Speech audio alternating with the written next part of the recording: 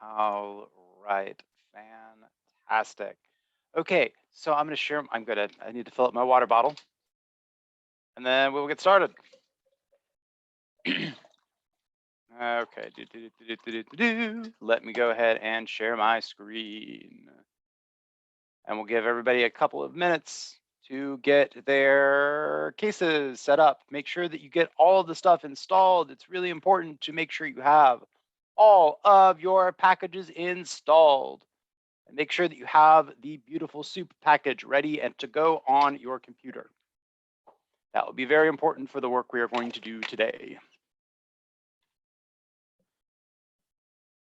All right, let me get everything sorted on my screen so I can see all your faces, my face, and all that good stuff. Okay, there we go. Yes, pip install requirements. Perfect, Mauricio. That's exactly what we need. Fantastic. Yes, and remember to run the requirements txt file. You will need it for today. Most of the programming things that we will learn today will not work unless you have that set. So make sure you have it. Low. I'm going to give everybody just one more minute to get all of that set and sorted. We are just getting started. Fantastic. And just a quick show in the live chat. We'll react to this. Many people have worked with HTML before?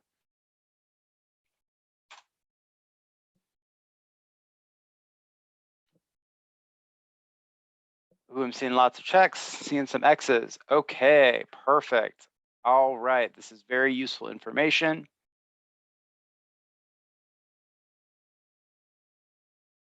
Okay, we're at about 45 to 50. Okay, perfect. Oh no! A scream cat! 2 scream cats!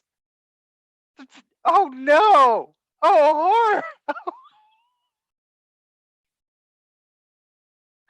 All right, perfect. Well, then we're going to learn 2 very useful skills today.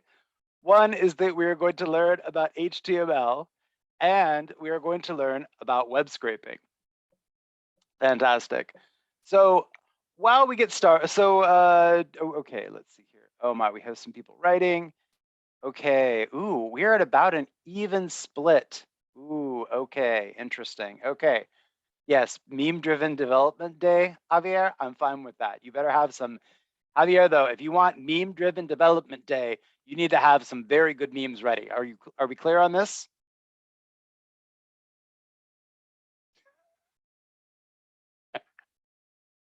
All right, good. Yes, that's perfect. Exactly, Maria. If you want to play the meme game, you have to come, you have to come, and you have to come hard. That's right. Perfect, Javier. Fantastic. All right. Let's get into this. Okay.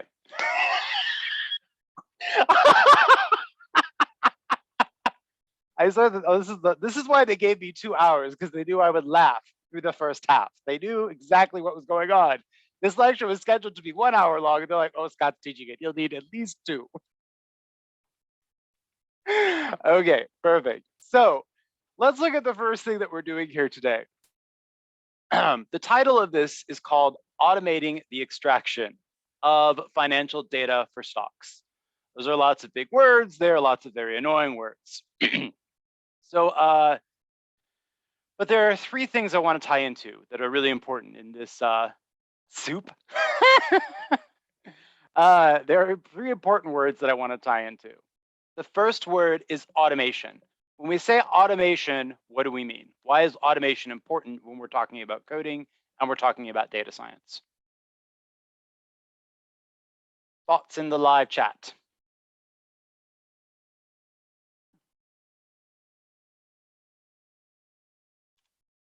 Huge quantities of data. Got to make the data do the work for us. Yes.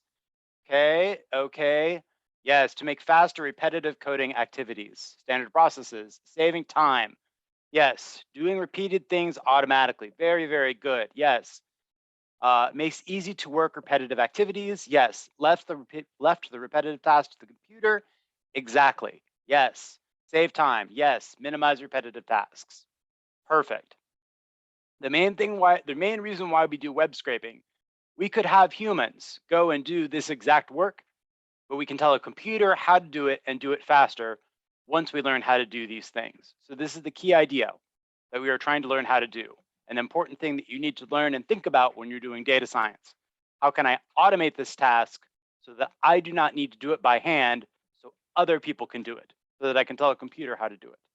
Yes, efficiency is very, very important. Andreas, you have understood the most important thing to do. It is very important that you automate so you have more time to share memes on Slack. This is the only reason data science was invented back in 1986. Someone was like, I need more time to look up memes, so I will invent data science so that I don't have to do any more work.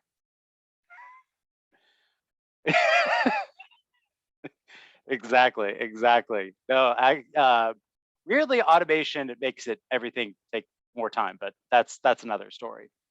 All right, perfect. So we're gonna ignore financial here.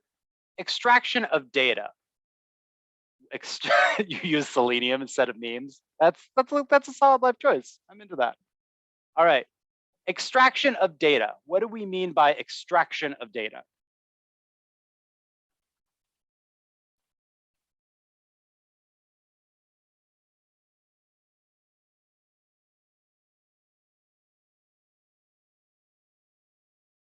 Yes, we want to get data. We want to get information. Very good. We want to get only the data required.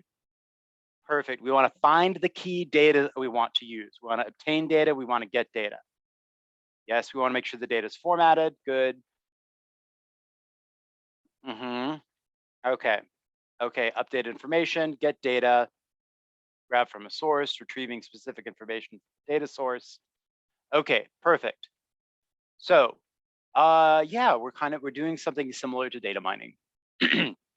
We're extracting data from web pages. So the whole goal, so there are two important skills that we need to think about today that are our two important ideas, I would say. My job today is to teach you three things.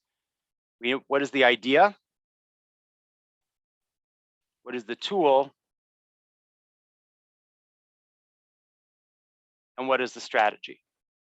So right now we're going over the ideas.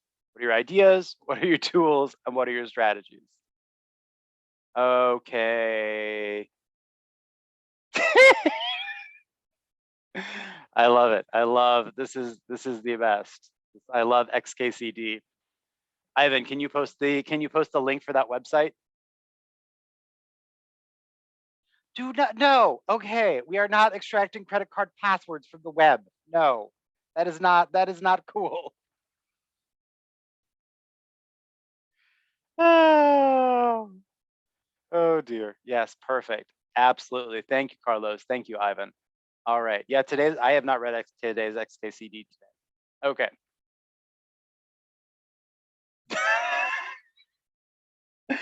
So today, when we're thinking about how to learn data science, we have to think about our ideas, we have to think about our tools, and we have to think about our tricks. How do we make this tricky?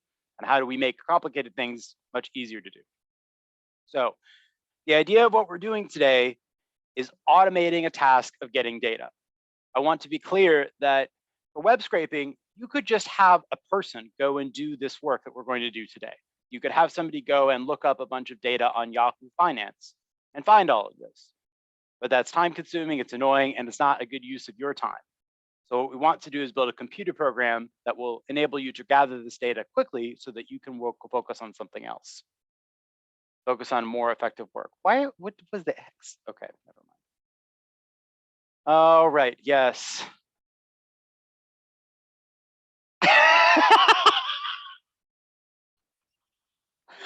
Luis, will you please send that to me in a DM? I might need to reshare that. Oh, that's amazing. Okay, so so our job today is to learn how to gather data.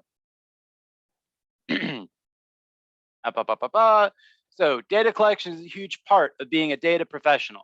Very often we develop real-time analytics that need to be pulling data from continuously from different sources, or we need additional data to enrich our analysis. Okay, in some cases, this data is publicly available, but it may be scattered across various websites or hard to gather. Extracting this data manually is tedious. So when we see that something is tedious, we want to automate it. Yes, yes, Andreas. Well, this is an important thing about data scientists. We make memes much faster than we make solutions for data. This is an important part of your work. All right. The action of extracting data. So how do we do this? We're going to use a tactic or technique called web scraping, where we take information on websites and pull out the relevant pieces and convert it into a format that we can use for further analysis. Okay, so by the end of the case, what should I be able to do? By the end of the case, I will have learned the basics of hypertext markup language, HTML.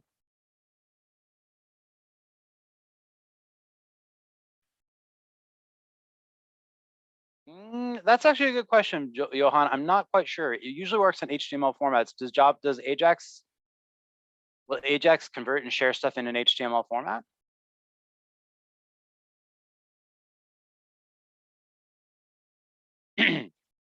All right. So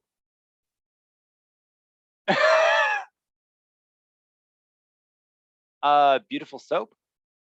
I've never used Selenium. I've used Scapy and I've used Beautiful Soup. So someone will have to, so Sergio, I actually, oh, Eric, I don't actually know how to answer your question. Beautiful Soup rules because HTML and XML suck. Well, they're not great. Yeah, I don't know very much about Selenium. I've never used it before. So you all are gonna have to answer that question too. Okay, so we've been talking about the idea of what we're doing, and now we need to talk about why we are doing this. Why is this important? What's the business context here? Okay, we have recently joined the data science division of a multinational bank. Over the past month, you've been working with a variety of stock data and are looking to gather fundamental data on a select group of energy stocks. Your firm is specifically interested in making investments in one of the 5 following energy sector companies. Dominion, it doesn't matter. Your firm wants you to gather information about each stock's earning per share, price to earnings ratio, and market capitalization data in order to make their investment decision. However, the firm has no experience doing this in an automated fashion, instead relying on time-consuming manual labor up to this point. Okay. So reading that business okay, so the question, here's the business problem. Your boss has posed the following questions to you. How can we automate the gatherings of earnings per share, price to earnings ratio, and market capitalization data? So before we even start getting into the technical stuff that we're doing, what are the key things we need to think about with this business context? Right? Say things in the live chat. What do you notice about this? What's important that we need to do here?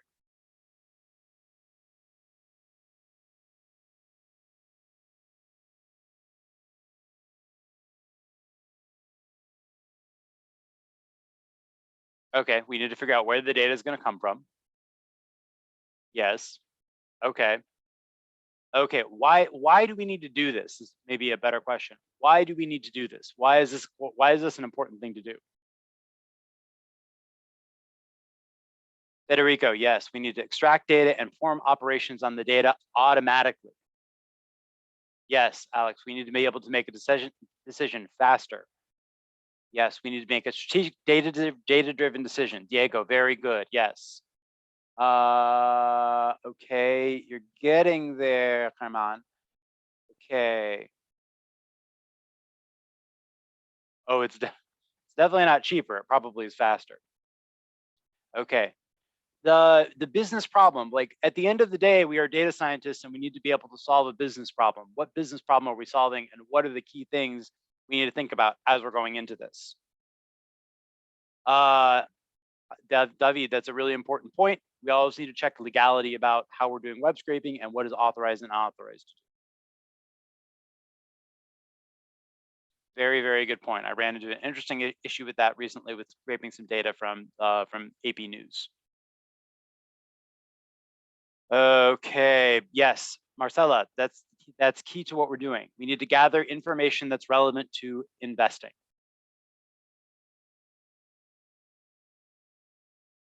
Yes, that's a very good point. We're pulling data from, I try to identify data that we otherwise can't get from an API.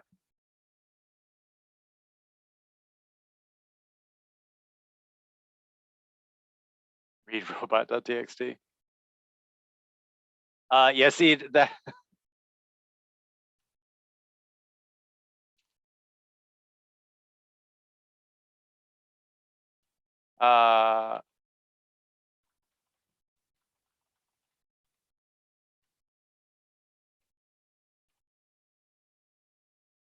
Okay. Very good.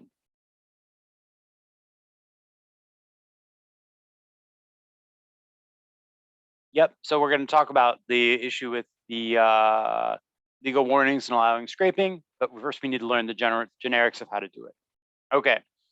So the big things I want you to focus on this business problem. We want to automate the gathering of data. We want to automate this gathering point, like we said before. This is not something we want to be updating and doing by hand. The second thing is we're trying to gather information about investments. So we want to gather all three of these metrics are for valuations. And so we don't want to gather all the financial data. We only want to gather some financial data. We're not gathering all the different possible metrics that we could measure for these companies because we're only trying to make an investment decision. And last thing, we're only trying to gather information about these 5 companies. We're not trying to gather information about hundreds upon hundreds of companies. We just want a relatively small piece of it. Yes, web scraping is definitely legal, Diego, very good. Different organizations have limits and rules about when and how it's legal. It's always a good idea to check with your data governance team about what the rules are around when and how you can scrape data. All right. So let's start digging into the more analytical pieces of what we are. Let's dig into the analytical pieces of what we are doing. In this case, we're going to learn about web scraping, the practice of automatically grabbing information off of website pages and then parsing and transforming that information into a format amenable to further analysis. Yes, you're not supposed to scrape. They've had lots of problems with that in the past, and Facebook has very specific rules about when, and Twitter has specific rules about when and how you can scrape their data. Okay, so does everyone,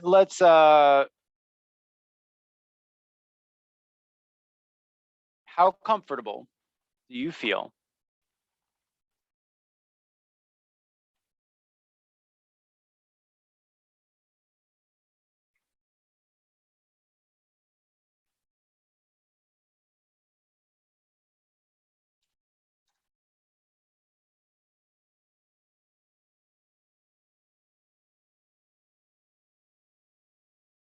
let's do this.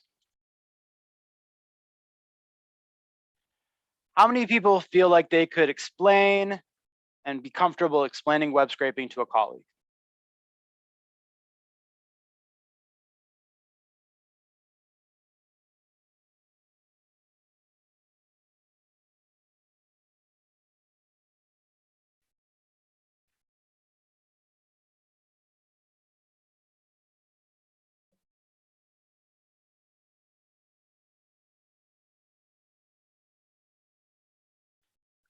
Monica, can we get someone who has put up an X who doesn't feel comfortable explaining web scraping and get them up on stage with me, please?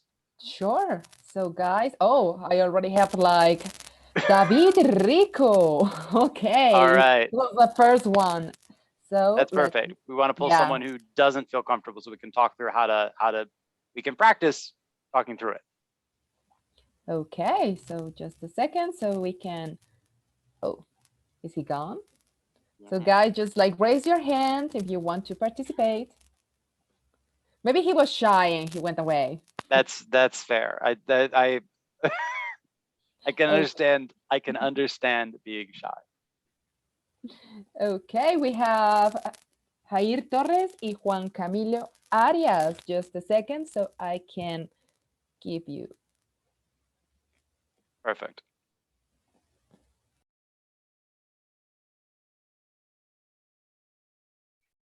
Just a second, please. Take your time. Thank you. So,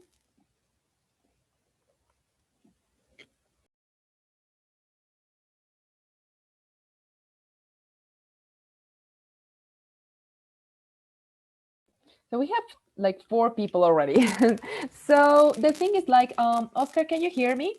It's like I cannot add our attendees as panelists. Can you help me out, please?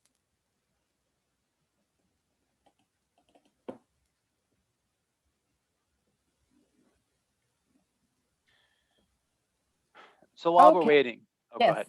Now I have the permission. So let's go with Jair. All right. Welcome, Jair. Can you hear me? Hey, Jair, how are you? Hey, how's it going? All good, thank you. All right. So I understand that you're struggling a little bit to understand what we're doing with web scraping. You want to talk through it? Yes, let's go. Okay. So tell me what you understand so far, and then let's do some re-maneuvering. Okay, all right. So my basic understanding of web scrapping is more about running some automated system would allow you to grab data off from a website for you to be able to use it later, or for you to be able to do better informed decisions on whatever your task should be. That's my main understanding so far. Perfect. That's exactly right. Okay.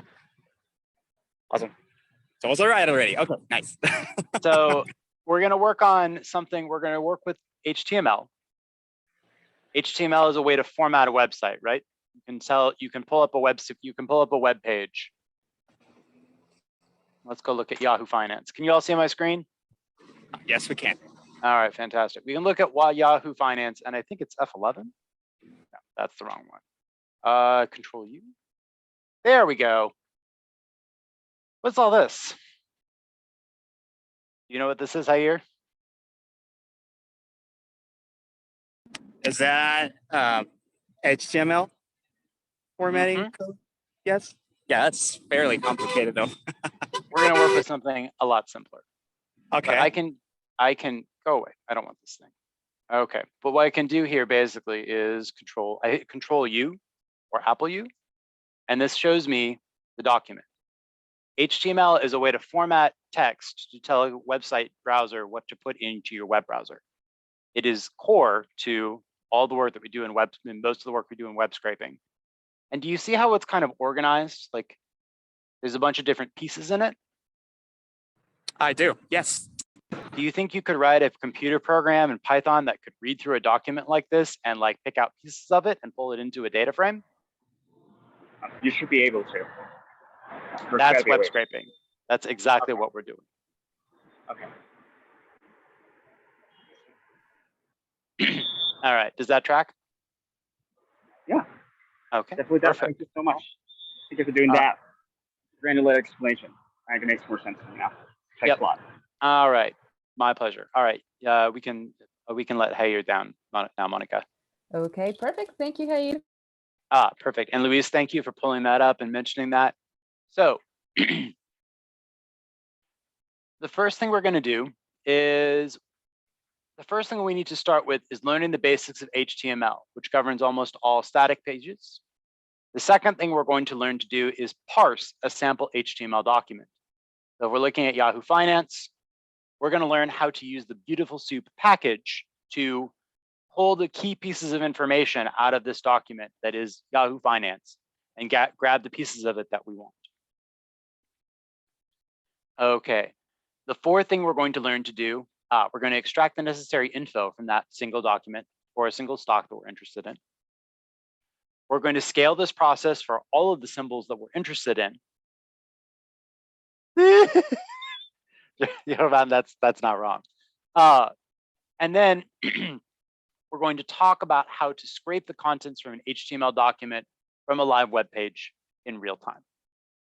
So The basic idea here of web scraping, which is essential to lots of work for data analytics professionals and for people who are interested in natural language processing and machine learning, is web scraping. How do we pull data that we want off of a website? Okay, so let's start talking about this. Let's get into the basics. Yeah, I don't actually know if you could scrape the DS for a website. I also don't know what you would scrape there. Felipe, I focused on Yahoo because Yahoo Finance is a really, really common place where people go to get information about stocks online and financial information online. There's nothing particularly special about Yahoo. It's just an easy example. So there's lots of places where there's lots of these kinds of web scraping programs and tutorials that will focus on Yahoo Finance to get that information. Well, Christian, the big reason people don't use Bloomberg is because they have very strict proprietary protections about what can be scraped and when. So Daniel, sometimes there is an API available, and Yahoo Finance does have an API available. But there are other times you need to get information that's not available in an API, and that's when web scraping can be useful. Okay, some of the other folks who were answering questions about ethics, can you answer Holman's question about the legality? So maybe David, I think you had a really good answer to that. David Alejandro, maybe you can respond to Holman's question. So Sebastian, that's a little bit beyond the scope of what we're going to do, but there are ways to set up keys that will allow you to do that kind of scraping.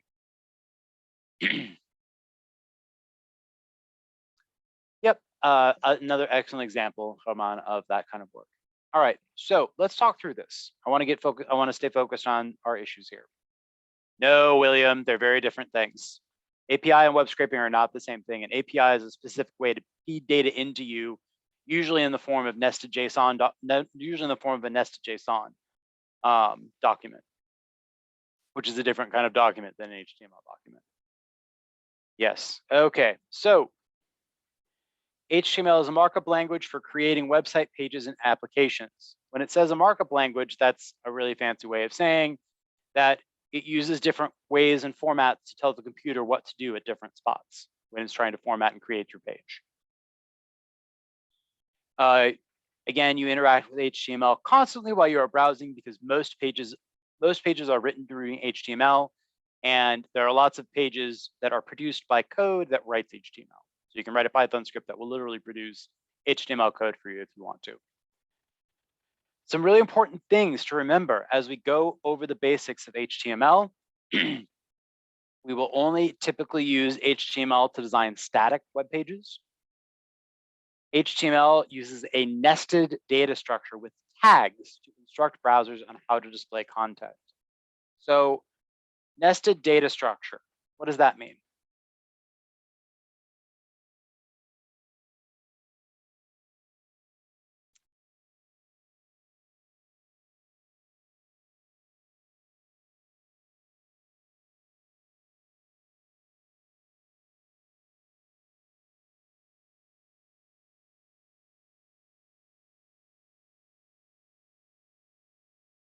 Yes, there are parents and children, there are different classes of things, and you can have pieces of information nested inside of each other.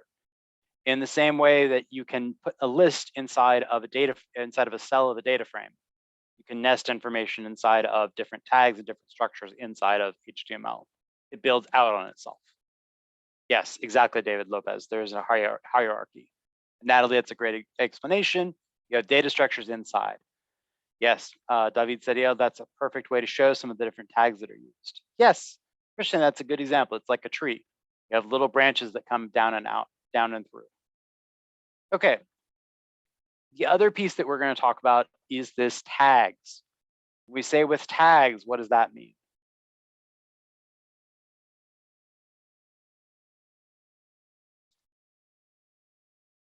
Okay. Yes, perfect, Andres. You can talk about, you can have a tag. Yes, labels, categories. Yes, perfect. Yep, exactly. Labels are markers. We put data or information that we want inside of a tag with a beginning tag and an end tag to tell the computer how to display it on the internet. You can see it in the Yahoo web data here, where, let's see, this is a pretty good spot. You see all these little bops right here? Script.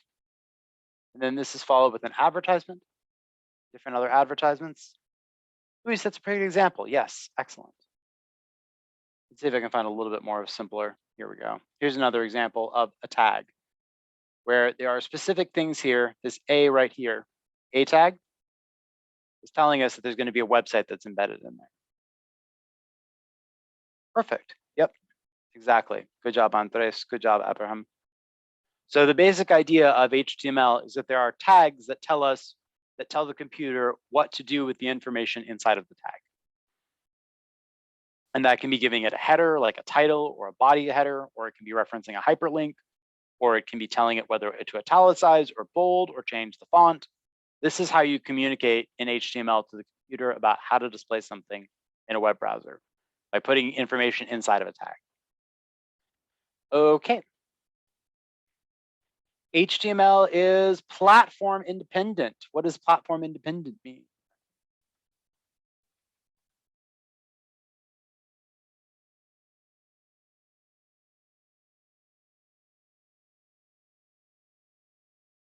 What does it mean when we say it's platform independent? Yes, perfect. It doesn't matter what browser we use or what OS system we use. HTML does not care whether you're using Chrome or Explorer or Netscape or Firefox. Very, very good. Yes, and it works the same way for every page. Excellent. Okay. HTML can be integrated into other languages.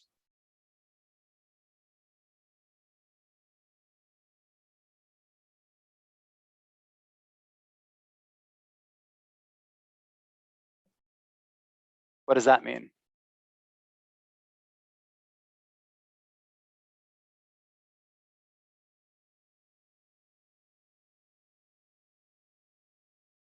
What does it mean when we can integrate HTML into other languages? Perfect, Carlos. You can combine HTML and tell other programs like JavaScript or Python to write HTML code or write HTML documentation for you. Well, that's Sebastian. That's why we don't use XML, because XML is awful. Yes, Andres, perfect. You can use it in other languages. Yep, Andres, perfect. That's exactly right. Okay, last thing. HTML can be created using any text editor. What does that mean?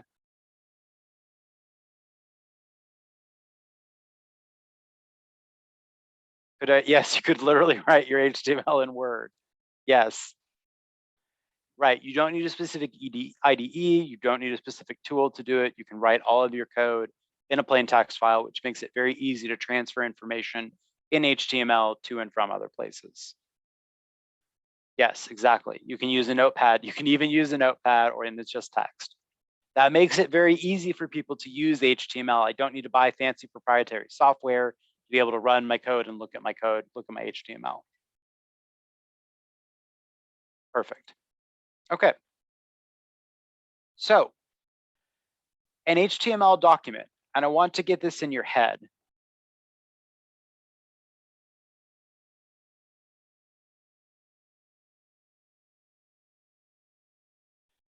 HTML is a document, an HTML document, and the formatting of it is we don't write a program, we write an HTML document. And it's just a way to think about formatting.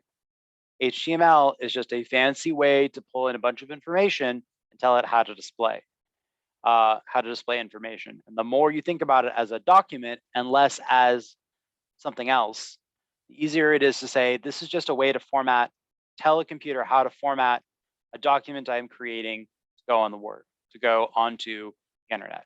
There's nothing fancy here. There's nothing wild about it. Daniel, actually, yeah, it's a lot like LaTeX. All you need to do is say, and I emphasize this because I think people sometimes get intimidated by HTML. HTML is just a word, it's just a document. It's just a Word document with more steps. Or even simpler like Markdown. Yes, Markdown is even better. I love Markdown. But the core idea here is It's just a document. It's just words with little squiggles on it to tell you what to do with the different words. Okay, perfect. Okay, so we're gonna start by talking about, okay, and the core idea about how I tell an HTML document what to do with different pieces of text is with tags. Tags instruct a browser on how to display content to the user.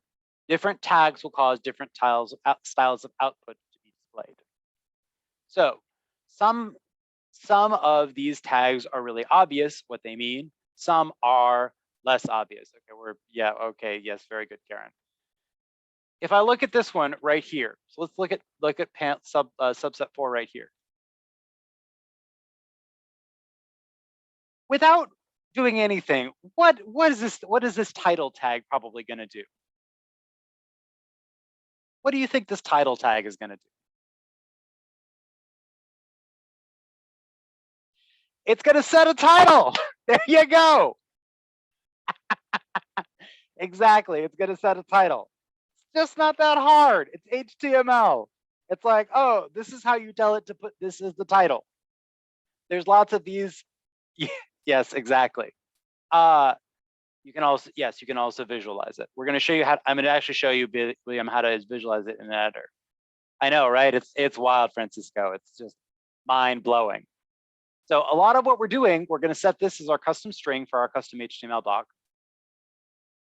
These are 4 of the biggest tags that you need to know how to use. HTML. This tells the browser that your web page is in the HTML format. Head. This tells you that there's information that can be used by external sources like a search engine. It holds the web page metadata. We all familiar with what metadata is?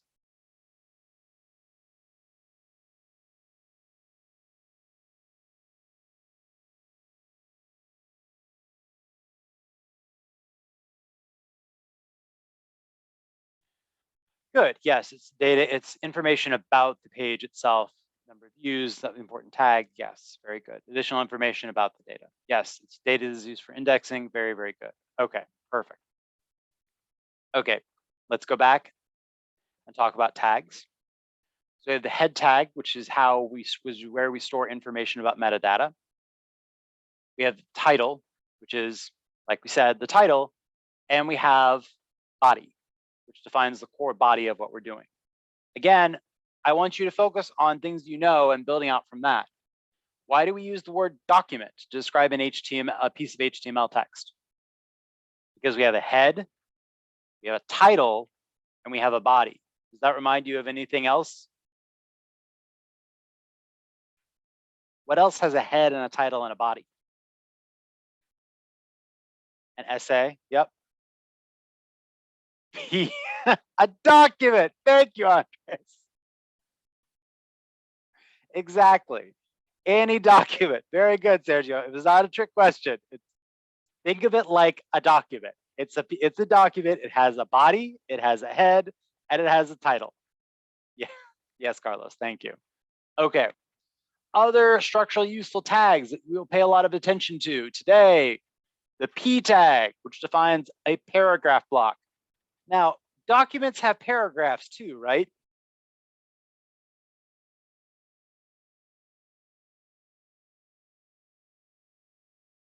Yes, exactly. Thank you, Laura. Documents have paragraphs. HTML are documents. Use what you know about documents to help you understand HTML. Okay, most important thing for what we're doing, A tag. What does the A tag do? Links, perfect. We all know what hyperlinks are, right? It is not. Daniel, very good. Right.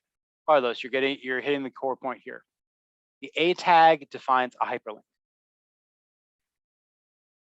Yes, it defines links to resources on other pages. All right. We have the H tags, which define headers. We can define the first header and the second header. And we have the BR tag, which defines a line break.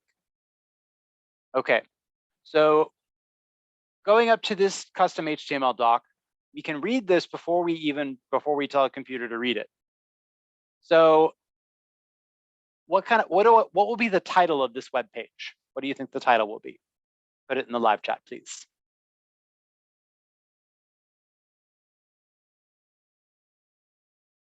Perfect, exactly. Excellent. What's going to be the first header?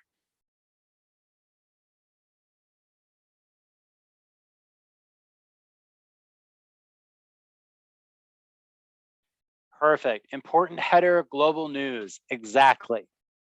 What's going to be the second header? Perfect. Important header, global news. Thank you, Guillermo. Exactly. Yes, Louise. I am very glad that you know how to push the button. It's important to look at computer text before you try to run it to anticipate what it's going to do, so that if you can see something that doesn't align with what you expect to see, you can say, "Oh no, this is wrong. I've goofed something up." All right. So we see these P messages right here. What are those P's telling us? What's going to happen with those P's? At the very top right here. Perfect. They're going to set up new paragraphs. And what are all these A's going to do?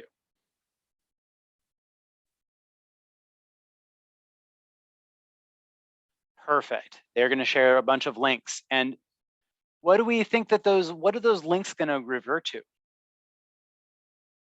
What do we think those links are going to refer to? They're going to refer to a page. What pages are they going to refer to? There we go, Nicolas. Perfect.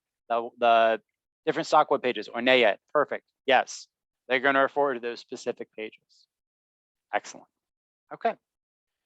So we have a pretty good idea about what this is going to look like when we try to run it, and when we tell the computer, "Hey, show us what this will look like in HTML." Right? We're going to see a couple of headlines, we're going to see a couple of line breaks, and we're going to see a bunch of links that go to Yahoo Financial news pages. Perfect. All right, let's take a look at it. Okay. We have our title. We have our two headers. We have our paragraph break. And we have our information, and we have all of our little links.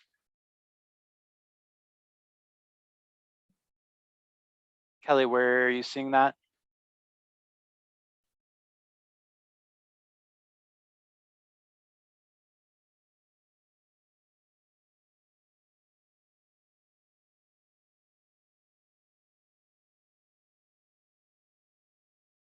Ah, yeah, what Andres said, it will open the link in a new tab. Okay, perfect. So in general, now even before you try to run some HTML code to see what it does, you can look at this information and get a basic sense of what this should look like. Again, thinking about what your code should reproduce and creating a mental model of it in your head is an important skill. Here is the code I'm going to write. Here's what I expect it to do. Code will run sometimes and still do the wrong thing. So we need to think, okay, what am I trying to get it to do, and then mix and then make sure that it aligns. Okay. Oh dear. Okay. So let's go to our little question, our first questions here. Do all tags in HTML require an end tag, A or B?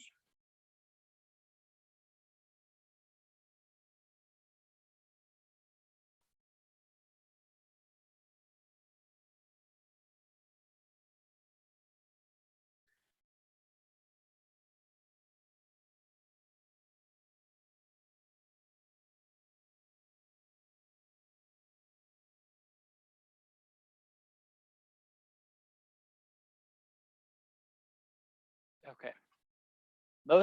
All right, very good. Yes, there are several tags that don't require end tags, but all tags must be correctly terminated. So I can't put head. Yeah, BR BR is maybe the best example of one that does not require an end tag.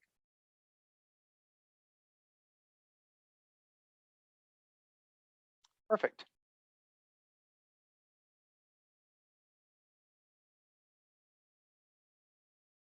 Okay, let's take a look at this. Having trouble scrolling this just to where I want it. There we go. Let's work on exercise 2. Let's do this.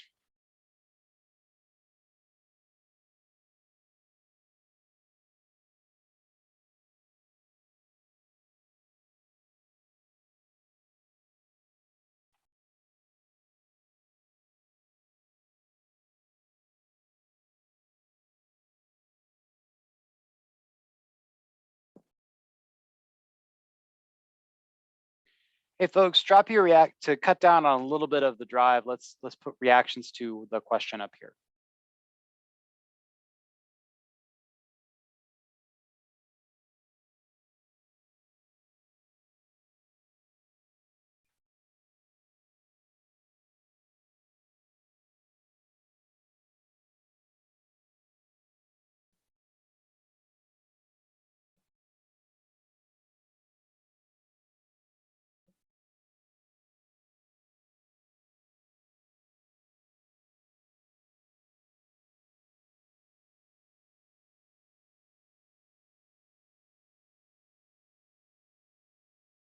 Hey folks, let's react to the comment that I just dropped here.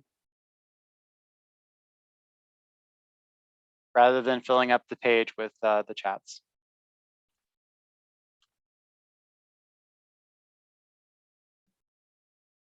Oh yeah, we have polls and answers. I did not realize we had a polls and answers channel in here. I'll give you one more minute to look at this for some of the folks who are still thinking about this.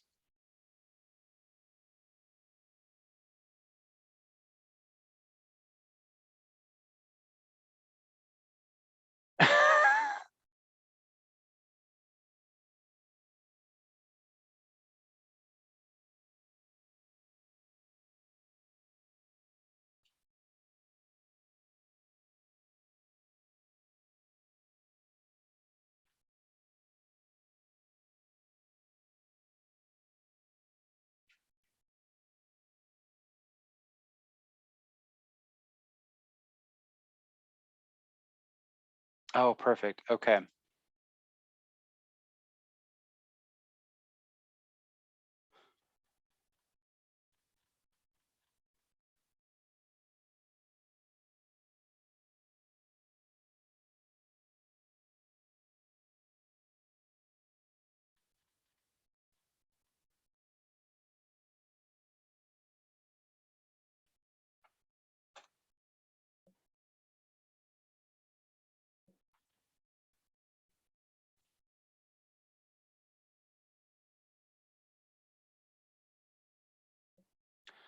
Okay. So we've gone through this. C is the correct answer. Right. Okay. Yep. I made a mistake. I did not realize there was a polls and answers chat for you all, so I will direct you all now to go there when we have these questions. That is on me. Thank you very much for that clarification, Oscar, and thank you very much, Orlando, for doing that work. Orlando, are you here? Do you want to come up for a minute and talk about why C is the correct answer? Hi, Orlando, if you want to come up, just like raise your hand.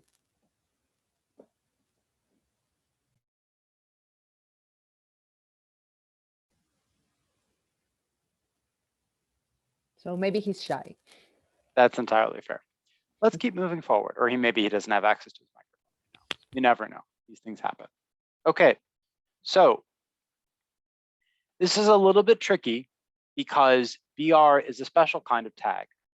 BR is a special kind of tag where we don't need to use an end tag for it. So for H1, we need to put an end tag on it. For H2, for the P, we need to put an end tag on it. And for the other P, we need to put an end tag on it. But BR does not need an end tag.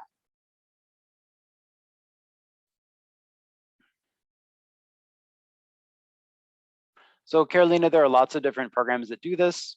Why would people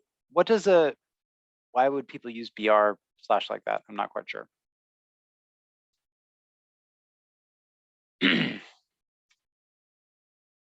All right. So we've covered the basics of an HTML document. Big things to remember: HTML document is a document. It is structured and has a header, has a title, has headers, has a body, and uses p tags to demonstrate paragraphs. And the a tag, or the anchor tag, is used to get hyperlink references. Okay. So let's begin here. What is Beautiful Soup going to do? Beautiful Soup is going to take our HTML document and make it a little bit more readable. It's going to be able to sift through that information. Yes, it fixes the tag soup. Perfect, Daniel.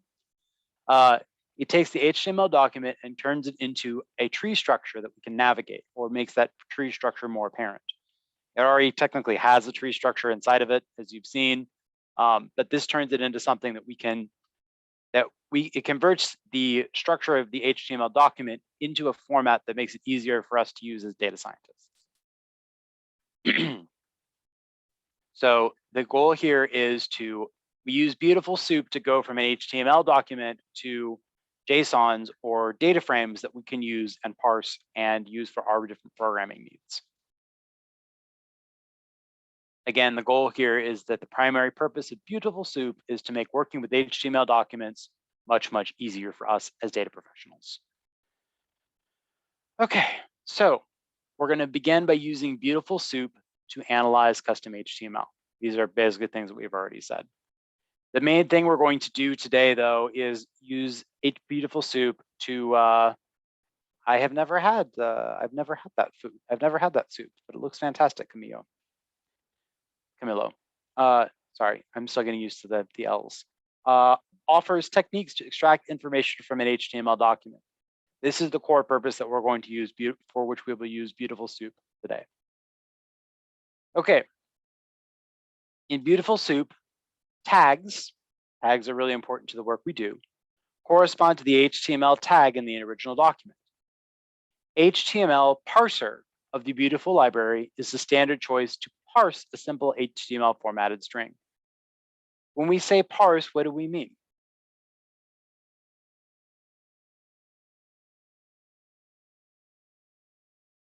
What do we mean when we're talking about parsing?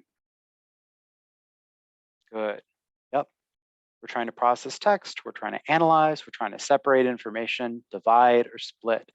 Perfect. Yes, you could parse a sentence, Daniel. Very clever use of the line.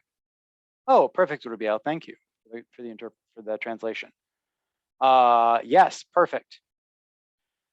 When we parse something in data science, typically we're talking about breaking it into pieces. Yes, we're trying to cut it up into little pieces that we can analyze. Okay. We're also going to use a method called prettify. Prettify is a way to show the parsed HTML string with indents, which shows us how Beautiful Soup is going to sort of restructure the data that's in the HTML. Oh, Hyam, you don't understand. It's going to be so pretty. You're going to be so happy. You're going to be like, oh, this is so nice. Beautiful. It's beautiful like a vase of flowers. Okay, so I'm going to use soup. Soup is just the name of an object and it's the name of a variable, and I'm going to assign to it this Beautiful Soup function. I'm going to take as the object the custom HTML doc. I'm going to convert it into the structure with the HTML parser.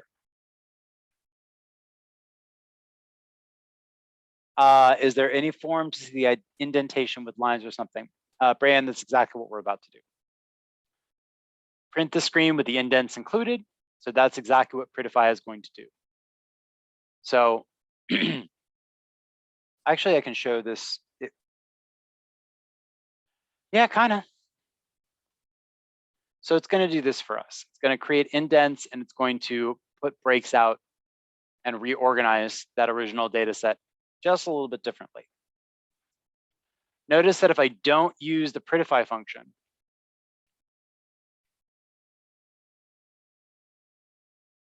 I can just print soup.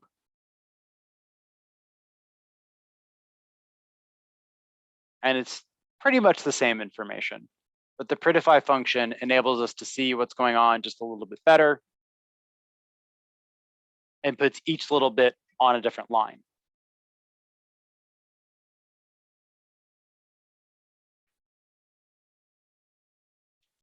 So this is the custom HTML doc. Where do we define that custom HTML doc?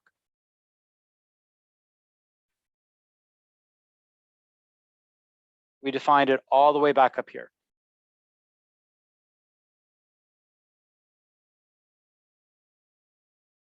Okay. And that's exactly is a soup, but not beautiful. Well, yeah. I guess there are, very different standards of beauty in different places.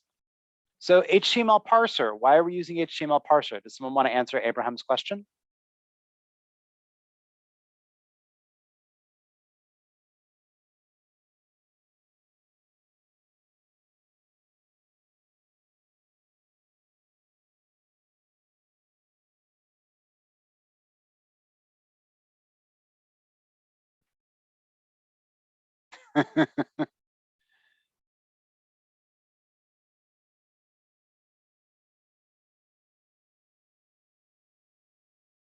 Yes, exactly. We were setting this up so that we can read this as a data structure. And this will make it easier for us to go through and then start making actions and doing functions on this piece of on this information. Okay. So now we have a slightly different version of the HTML that we can sift through and sort through. I've never used it to parse XML actually. I've only ever parsed HTML, Beautiful Soup, and used Beautiful Soup on HTML. I know there are parsers that work for XML, but I don't know as much about them. Okay. So one thing we might want to do is go find all of the tags of a particular type, and we can tell it to go find those. So we can tell it, here's the tag that we want. We can select tags by name using the dot followed by a tag name. By default, if we just call soup A, we will get the first tag that is the first hyperlink that is available in the data, or the first anchor tag. We could do something similar with head. That'll give us the first tag.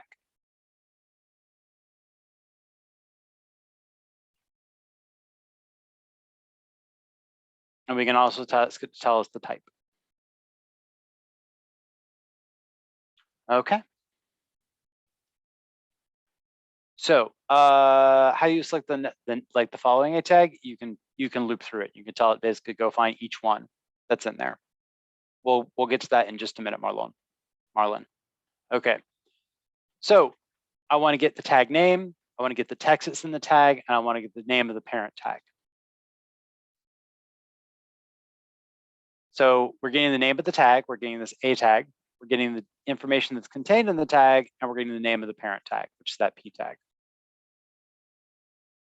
And importantly, a tag can have multiple HTML attributes. So it can have multiple attributes or multiple pieces of information that are associated with it. So let's call the attributes method, or the attributes property of the tag.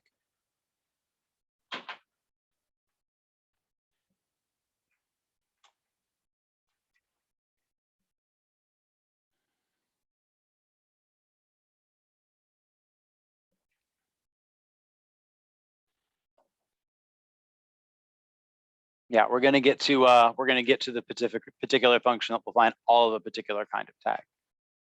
Yep, very good. The breakdown of HTML tag German, that's fantastic. Those are the attributes. So we have all those pieces that are here, right? So we have the href. And what data type is this? What data type is this tag.atr's thing that we're pulling in? What does that look like to you?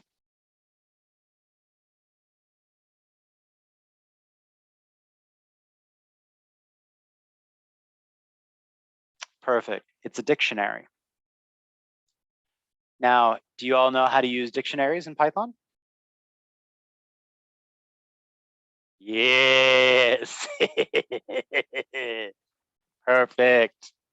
Exactly. So now are you starting to see where we're going here? We're taking this HTML, we're getting information from a website, and we're taking all the information that's on that website and turning it into dictionaries. And we can all the information that we want, exactly, Andres, with keys. This is exactly where we're going. We're taking the information and taking it through steps to get to the pieces that we want and turning it into something that we can manipulate.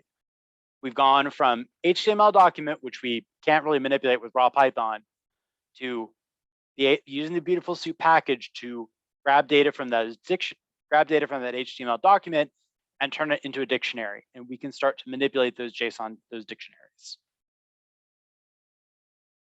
Oh, yes, Laura, exactly. JSON everywhere. I love it. Okay. Notice that we can also use a tag like a dictionary, and we can pull the specific thing that we want. So from that href, we can get the specific link that we want. And notice that we can also, just like we've done before, add new keys, add new elements to a dictionary through our construction of saying what the name of the dictionary, the name of the key, and the name of the value. Boom. And we've just added a new attribute. We could do the same thing also.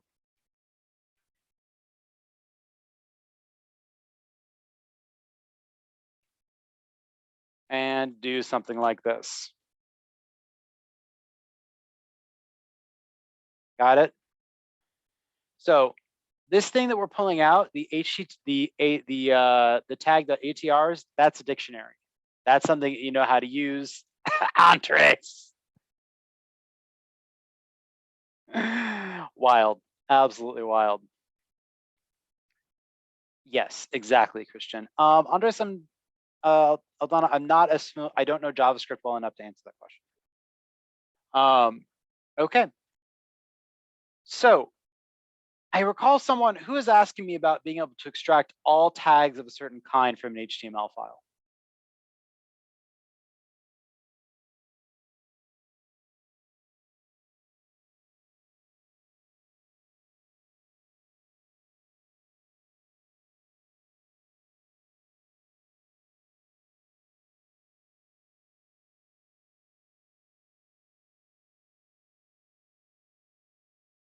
Ah, perfect, Sebastian. All right, so yes, we're going to use find all. Perfect. So if I type in soup.findall a, well, I'm not calling you out, Sebastian. This is a good intuition. You want to predict what's going to come next, and you had a very good idea about a good question to ask. So I'm glad you asked it. I'm referring back to it to give you credit for bringing it up. Why do we want all those tags? Why would we want all those tags, Ka? Why would it be useful to have those?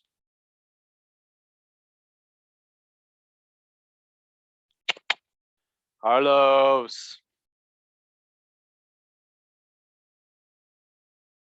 That's the information we want to retrieve. We want to find all those hyperlinks to get all that data pulled. Exactly. Mm-hmm. Mm-hmm. Mm-hmm. Mm-hmm. Mm-hmm. Miguel, we are not going to scrape to the end of the internet. But we can also do this if we wanted to pull all of the head tags.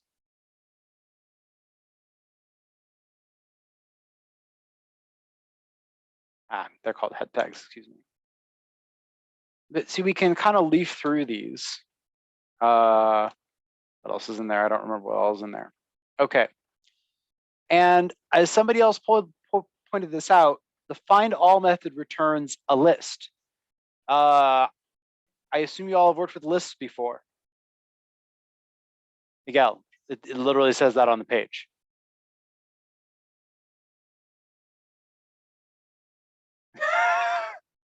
Miguel, I think you were just very excited. I appreciate your enthusiasm. We have all had that moment. Yes, perfect, Julio. A list is an iterable. A list is an iterable, and we know how to we know how to use that method. Now, we can't just take our Python skills and just directly apply them to an HTML document. But now we've demonstrated how we can go use the Beautiful Soup package to go from an HTML document to a dictionary and a list that have important pieces of information that we want. We're going to get there in 1 second, Mauricio and David. Very good. Yes, perfect. And friendly recommendation, when you're copying code that you want other people to be able to use the code block, not the code lines, because you can more easily directly copy that information. You get multi-line parsing, which is great. Okay, so we're going to go to exercise 3. Let's move to polls and answers.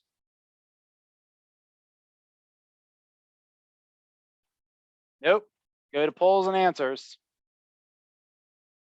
And let's answer those questions there.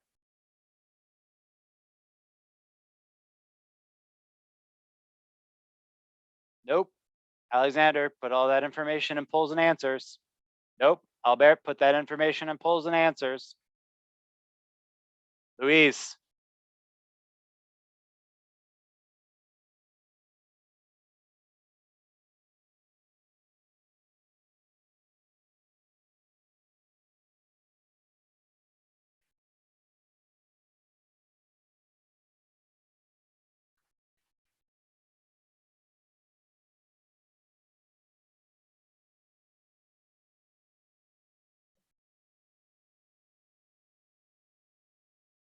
Yep, let's, okay.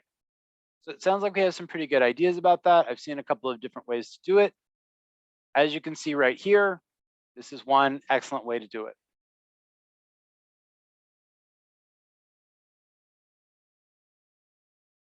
Oh, thank you. I am not aware of how you all use polls and answers. Thanks for the clarification. My apologies. Okay.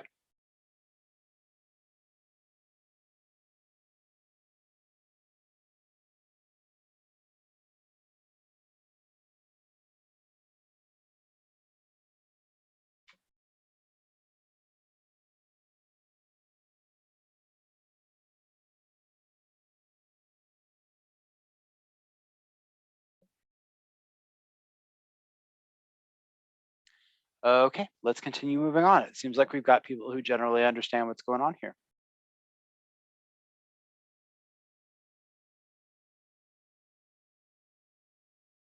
Oh, nice, Nicholas. Good list comprehension. Okay, let's go to exercise 4.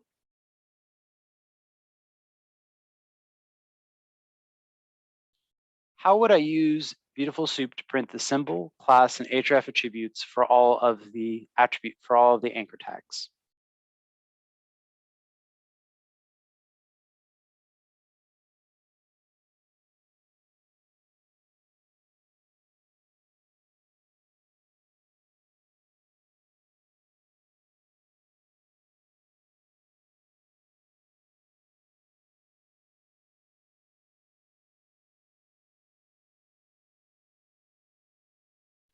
Hey, Monica, can I get some clarification here? Do you want them to post answers in the polls and answers, or do you want them to post answers and responses in the live chat?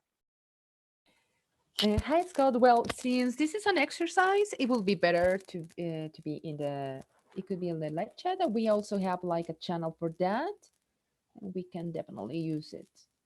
Okay, I just want to make, like, I'm getting a little bit of mixed feedback from the fellows, so I just want to clarify what you all want me to do for DS4A and where to like direct the students to the fellows to put their responses. Sure. Let me check. Mm-hmm. Because I think you can like also like post it on polls and answers, because we have been doing it like that. So answers to exercise can be posted there definitely. Okay, great. Okay. Oh my. All right.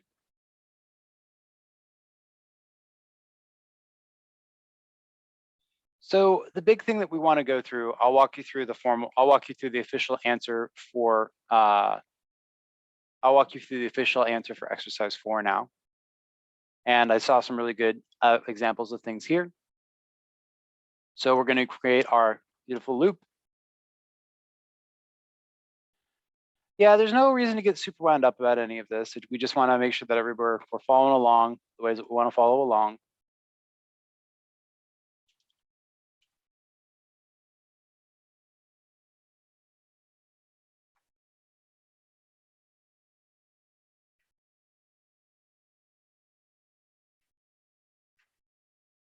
Okay, so this guy right up here is going to we're going to use the beautifuls package in the parser to pull in our custom HTML doc and work with that. What is line 2 here going to do?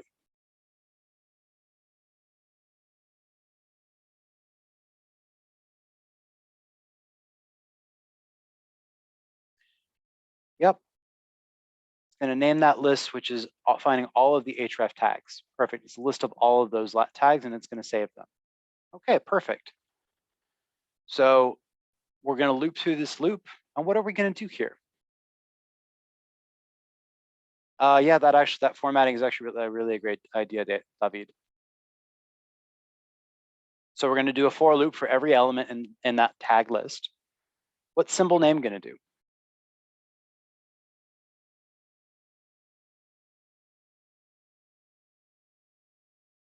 Nicholas, that's a really impressive job of formatting.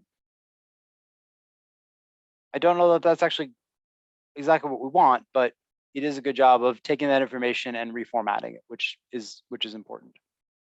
Yep, David, perfect. It's going to extract the name of that text, drop it there. What's this class name piece going to do?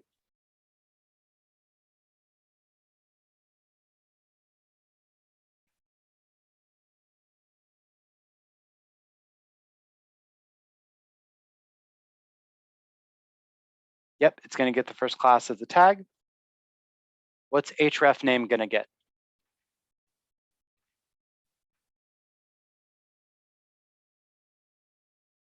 Yep, perfect. And then what is this last little bit going to do?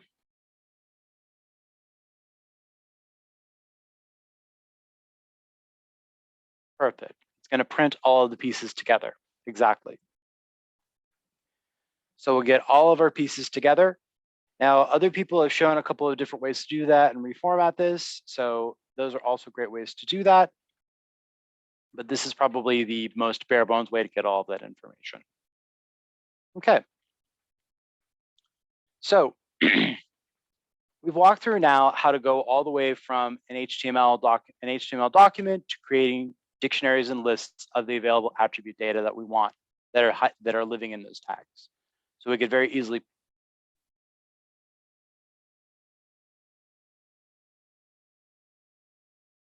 I literally just walked through how to do exercise 4. I don't want to walk through every person's code that they drop because I don't think that that's a productive use of our time together. But we can definitely walk through more of this.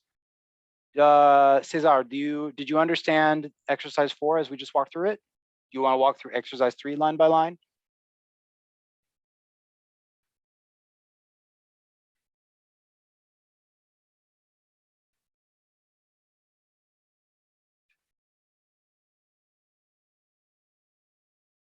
Okay. Do you want to walk through exercise 3? Do you want to come up on stage and talk through it?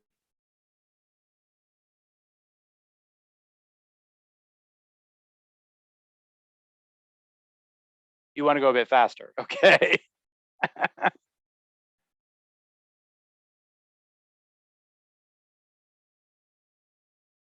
Okay, let's continue. Let's continue forward then. Okay. So we're trying to grab fundamental stock data off of Yahoo Finance in order to facilitate making a stock.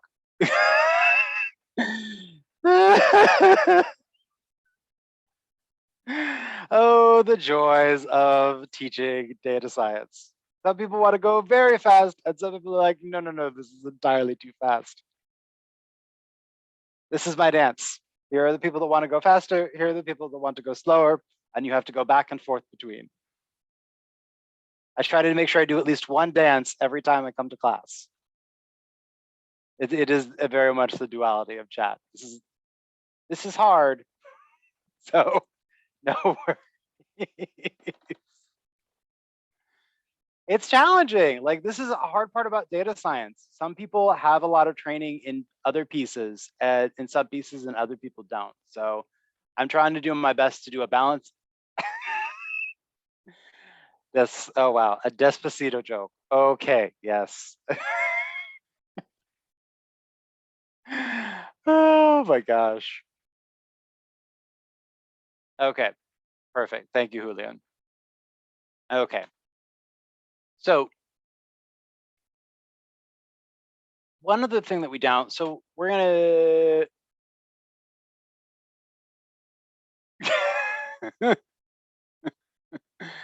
Yahoo has changed a lot. So remember, we're going back to our core business problem. And we're talking about scraping fundamental data, stock data off of Yahoo Finance in order to facilitate making a stock decision. We really want to get the company's EPS, their PE ratio, and their market cap. So their earnings per share, their price to equity ratio, and their market capitalization rate.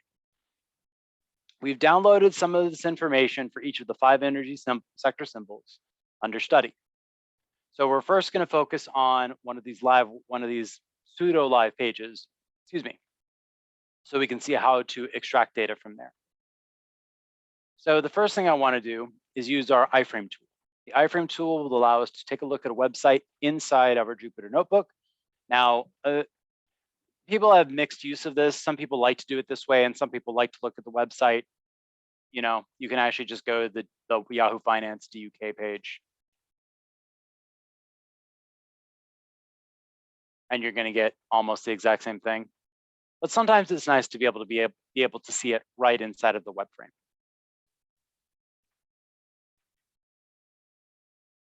The file name could be URL.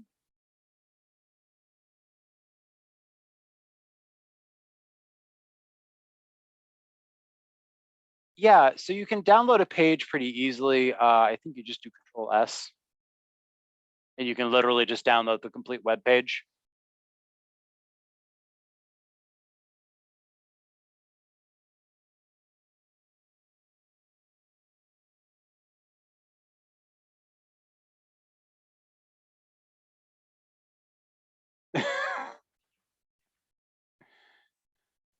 It would be very interesting to watch all the Netflix stocks. So we'll start getting into discussing a little bit of the data pieces in a minute. But I do want to focus today on making sure that you all feel like you are able to at least get started here, to reference it without downloading the page. Yes, width and height are in pixels here. You can't, David, you can download it. You can do the referencing live, and there's code to do that here. We're not going to run that code today because if we all try to run code that will go ping the Yahoo Finance page, it'll see 1,800 robots and it'll shut it down. It'll shut us all down. So, but yes, Andres is actually you made a really good point. You can use the request library to grab the information for lots of different websites.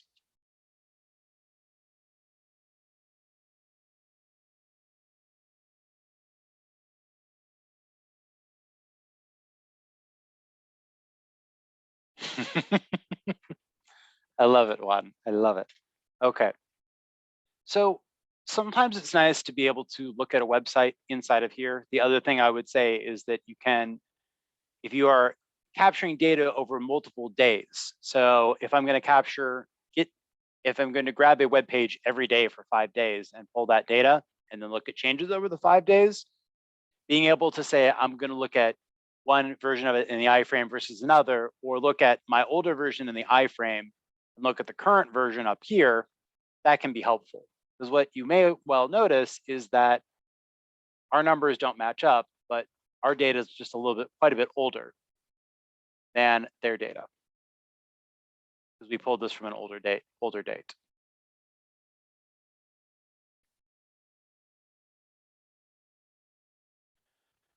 Okay, so where is the DUK Yahoo? Where is that coming from? It should be it's in here.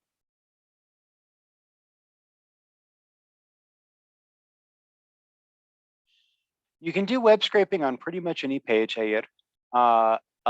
Some web pages are more amenable to this kind of scraping than others. Typically, web scraping works best on static HTML pages. What should we do to avoid being shut down by the web page when scraping? In general, what you want to do is review the scraping policy for any website about whether and how it can be scraped. The other thing you want to do and avoid, or the other thing you want to do is make sure you don't hit a web page too many times. Lots of web pages have rules about the number of daily hits that the same IP is allowed to use. I don't know that I would exactly agree with that. That not scraping is a good idea. Just in toto. Script executing sleep. I love it.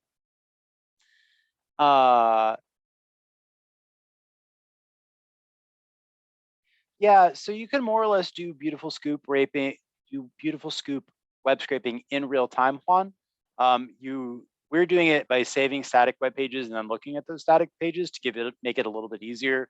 But the code later on down here that we're not going to run today has examples of how to do it in real time.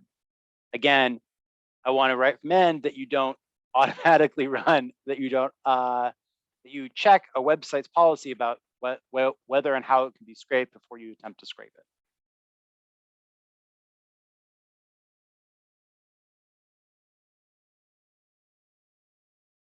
Wow. Dorian, people had interesting response. People had interesting response to your question. Web pages with capture protection, there are ways to do workarounds on that because you're pulling the HTML data and you're not doing quite the same thing. But APIs,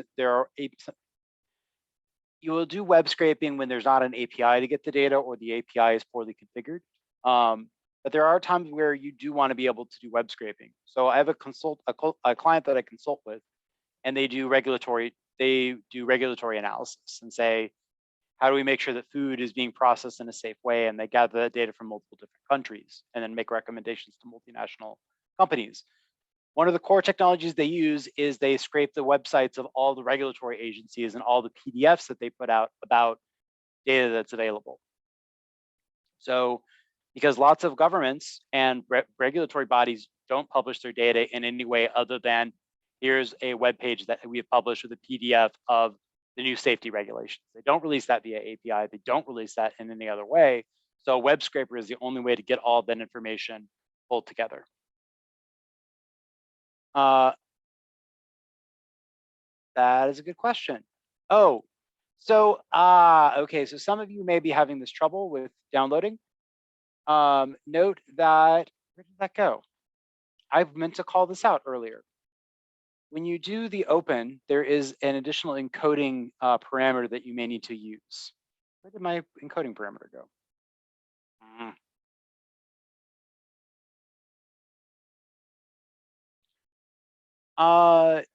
David, you can scrape sites like Springer to gather metadata and gather abstracts. I've certainly seen people do that. They typically won't enable you. They typically are behind paywalls, so you won't be able to gather data. You won't be able to gather the text of an article, but you will be able to gather the metadata about that article or a set of articles. Yeah, Nicholas, that's a major idea. Yes, Nicholas, align with your point here. You can do that way. Okay, I want to make sure that we get through the rest of the technical pieces here.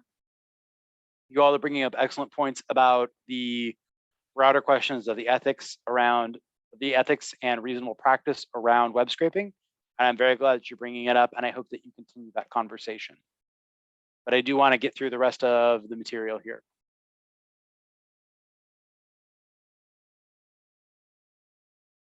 Okay.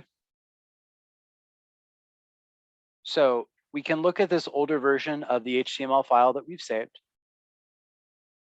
Can someone help Kelly add the encoding parameter? Can someone drop that?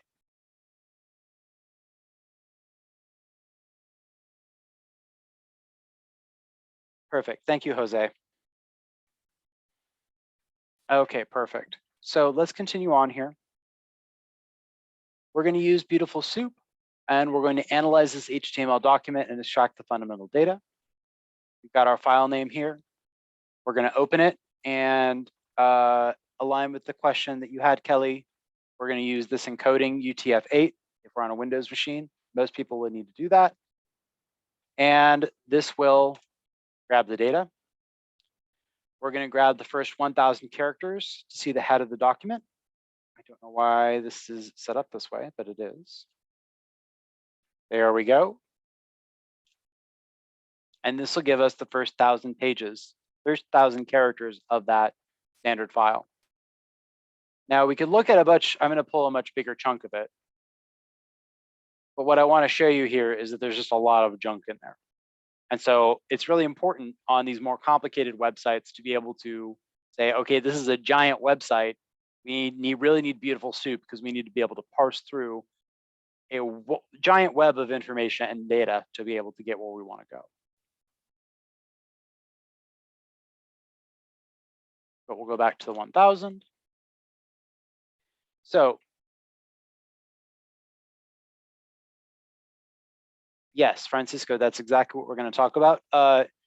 Christian, what you want to do before you scrape is to download a HTML copy of the website and then make a plan for how you could web scrape it.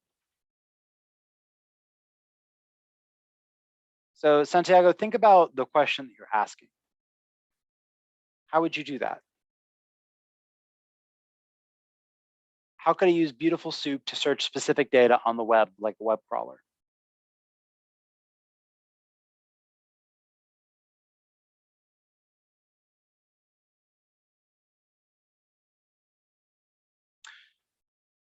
Yep, perfect. That's a good call out, Herman. So if you're going to do web crawling as opposed to web scraping, you can build Python tools to do that, but that's a little bit outside of data science because that's going and trying to identify different pages. But yeah, you'd basically want to split the URL, and or you could write a program that could use a robot to go read through the HTML information and find little pieces of it. That's a slightly different thing than what we're doing. So I want to stay focused on the web scraping bit, which is trying to pull data from the HTML document into data formats that we know we can use and manipulate as data science professionals with our Python skills. Okay, so what we know here is that this is quite a bit more complex than the custom HTML that we put together. And so now we're going to do, so we are seeing here that, again, the structure of the page is more complex. But again, it still retains that same HTML structure. We can see our nested tags. We can see our head. We can see the script prefix. We can see title yet again. And we can see lots of our other information about meta content. But again, we still see all these tags. There are a lot more tags and they're a lot different, but it's the same basic structure. Somebody just put in some fancy headers. Now, one thing we might want to do is count the number of occurrences of every tag type in a document. So we can get a list of all the tags that are present in a document and then get a count of them. So if I was going to do that, I would want to write a script to determine the number of occurrences of every tag in stock soup. Print to the screen a dictionary where each key is a tag name and the corresponding value for each key is the number of occurrences of that particular tag. We'll take 1 minute and we'll talk about how to do that.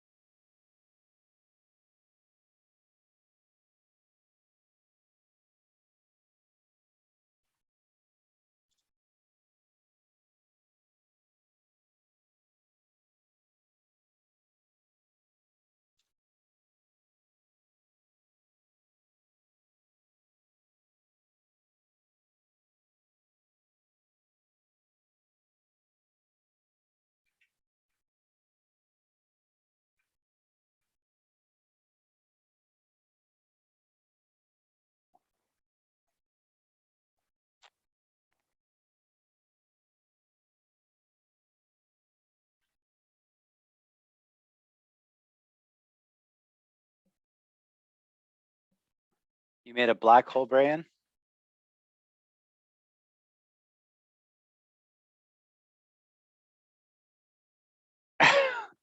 Yes, you have created a little bit of an infinite loop, haven't you?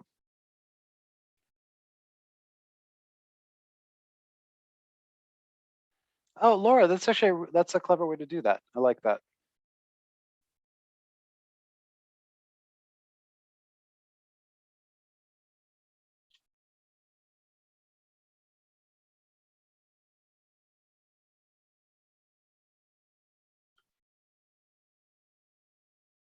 Okay.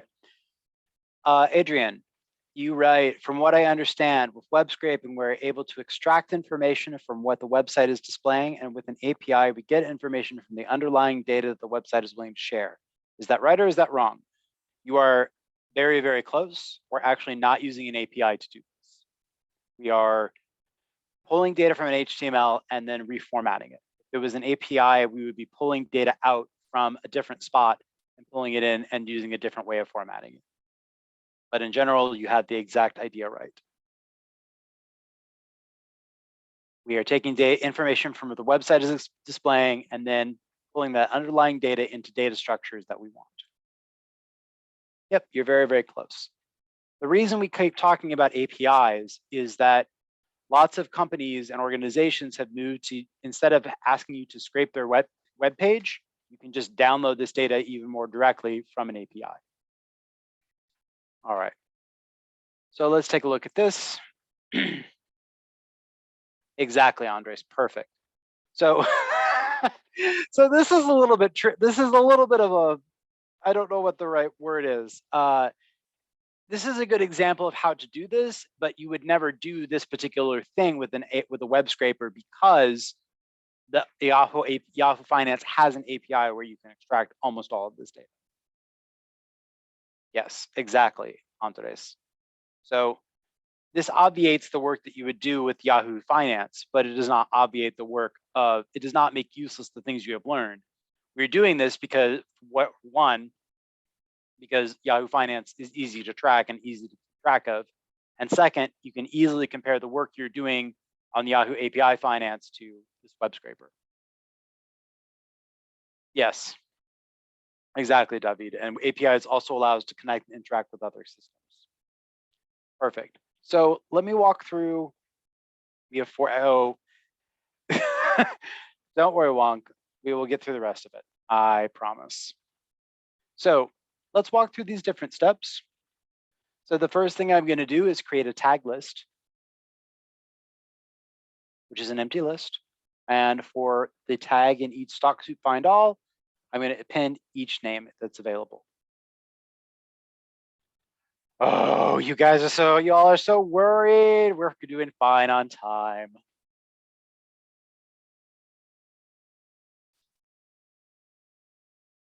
So this line will get me, so this code right up here will get me a list of every single tag that's available for the tag list. Always there's another, yes, okay. The next step, we need to create a dictionary. So we're gonna build a dictionary. Karen, yes, you would have to do this over and over again, but that's part of the point of why you automate. So once you know how to do this for one thing, can you set up a process that would run this every day? Yes, you could.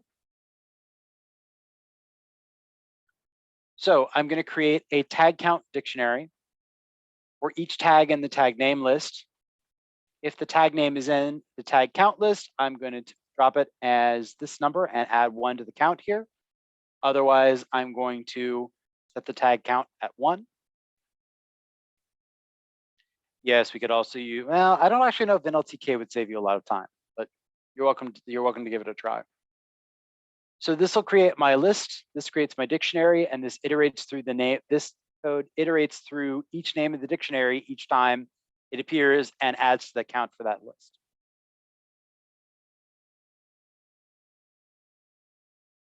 Andres, that is a fantastic way to use list comprehension to do that, and I really like that.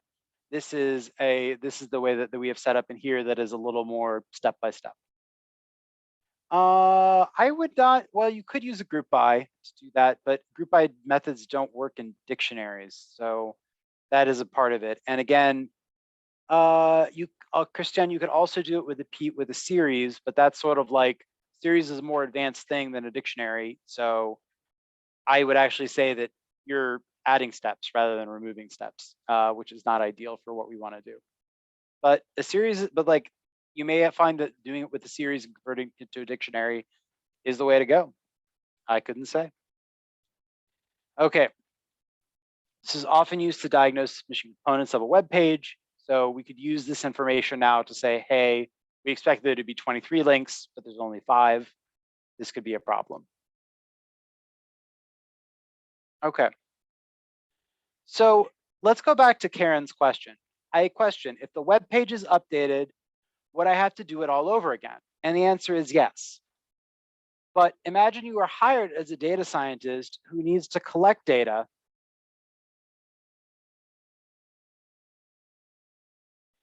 every day for a certain period of time. Why would exercise 5 be helpful? Why would I want to do that? Why would I want to keep track of this information over time?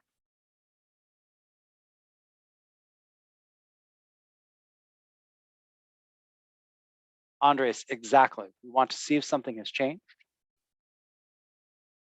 Yes, Alejandro, perfect. We can also check to see if the structure has changed. Yasid, we can check for updates. Yes. A cron job, perfect. Yes, that's how we would do that, Daniel. To watch changes in the page, perfect. Yes, Carlos, to see if more data is coming.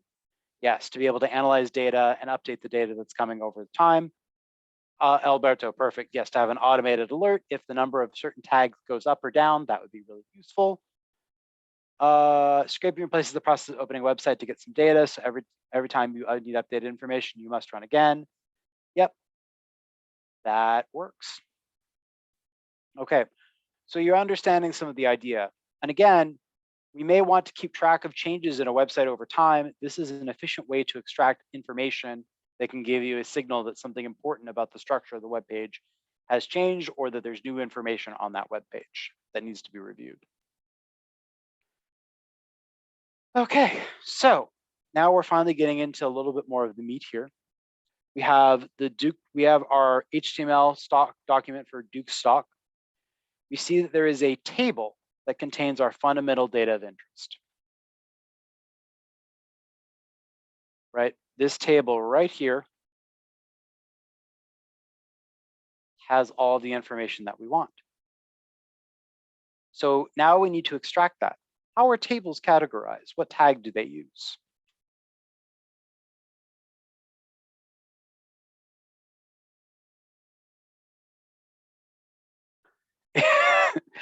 Very good. I asked you a question that is straight from the mouth of the notebook. So this will allow us to find all the tags that are labeled as TD.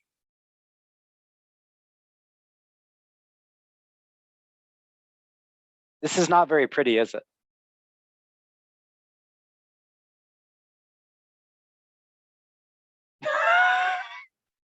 Not at all. This is not a vase of flowers.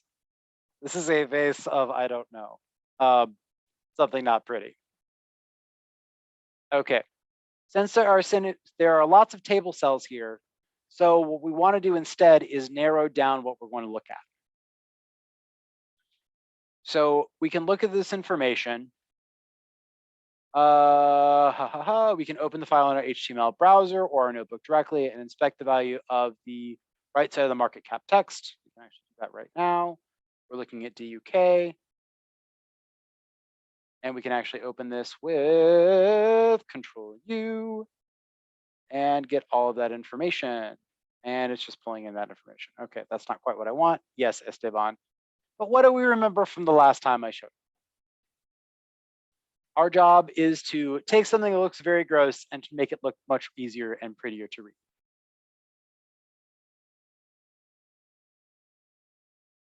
So we can see from what we've got here, this information. This is one chunk of the table. And we can see that the information, the data test market cap value here tells us the tag that has that particular piece of information. And it has the other pieces that we need. So we can run this code right here. Oh, nobody's going to make you scrape Colombian government websites.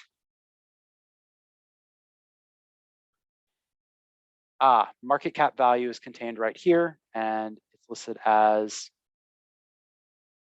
61.37B. Yes, exactly, Herman. You can see HTML now. It's amazing. So what is this doing? Well, I'm going to go find that TD table. I'm going to tell it the specific pieces of that dictionary that I want to find. And I'm going to get the text from that nested dictionary information.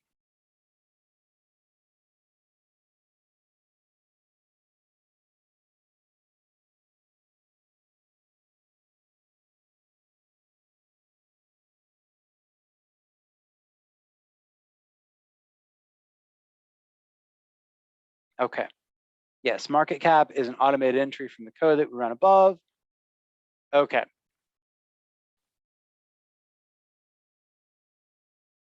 So let's move to our next exercise. We want to write a script.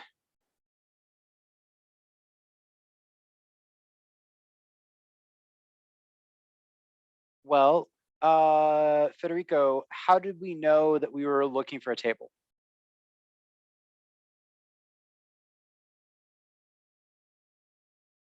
Because we looked at the code here.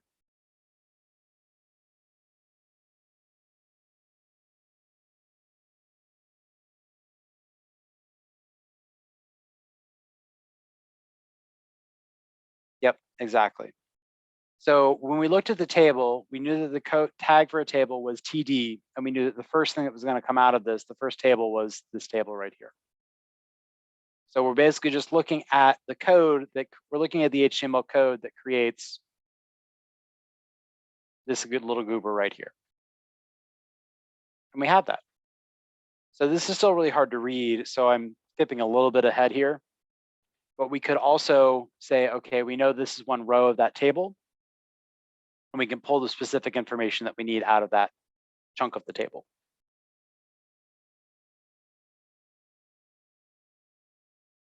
Perfect. So now we want to write a script to print all of the available data test identifiers in the table and get their values. So we're going to grab all of these pieces, and we're going to print the value for each of those pieces. So I'm going to put 60 seconds on the clock, and then we'll walk through how to do that particular exercise.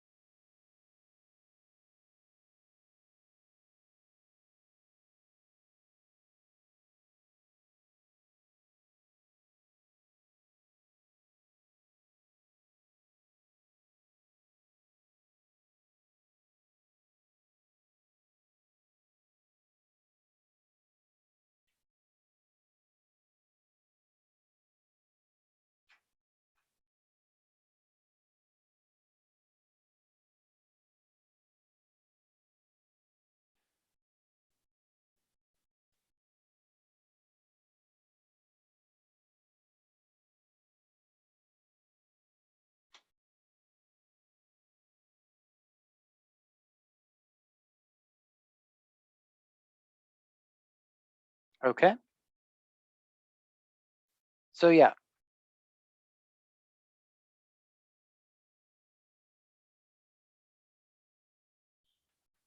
Okay, so we're going to get to this last part here for the I in stock soup find all. We're going to print our pieces of information for these different pieces, and we will get our different bits. So Yosef, I'm aware of the time. We are making pretty good progress here. The last couple of exercises, we're not going to go through in quite as much detail because we can't actually run them. So I'm just going to walk through how you would do them. But I will definitely let you out at 1:15 today, because we are finishing, or excuse me, at 12:15. Sorry, I'm thinking in Eastern time. My apologies. Okay, so this gives us all the values that we want for this piece. And from there, we can get all the information that we want for the symbol DUK.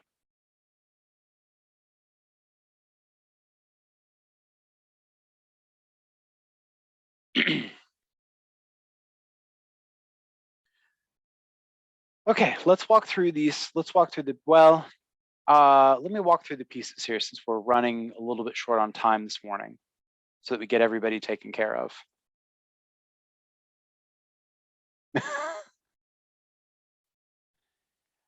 Yes, we have about 15 minutes left. I do want to get through all of the cases, even if we go through the last couple of these a little more briefly. The last couple of exercises are meant to be more look and less do. So that should be okay. I'm not super worried about time. We did get a little off track from where I wanted to be, but this is life. Someone else is gonna have to talk about robots. I have no more energy for robots today. Okay, so let's walk through this. Good job, Diego. Okay, from this information, we know we can now pull all the tags that we want by going to this table, pulling data from the class, pulling data from the TAN, the FWB, and the LH14PX subcategories. And for each of those attributes, we can print the data test attribute. And that will give us a list of all of our data test identifiers. So we're going to do basically the same thing here. And we are going to get the pieces that we want. So we've done this part before. What are these first 3 lines going to do?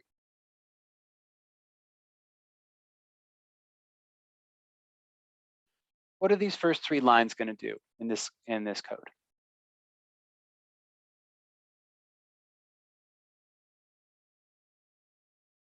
Perfect, exactly. They're going to load the file. What's this thing going to do? What is line 7 here going to do?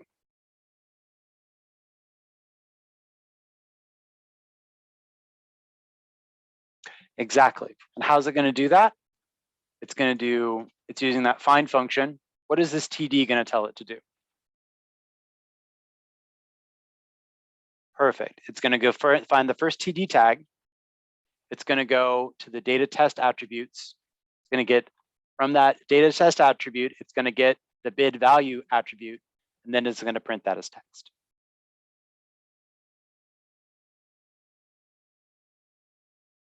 What is ask going to do? Well, it's going to do that find step. It's going to go to that table. It's going to go to this data test key. In that sub key, it's going to go to the ask value, and it's going to drop that text. It's doing the same thing here for the TD volume value. We're using the find. We're going to that first table. We're going to the data attribute key.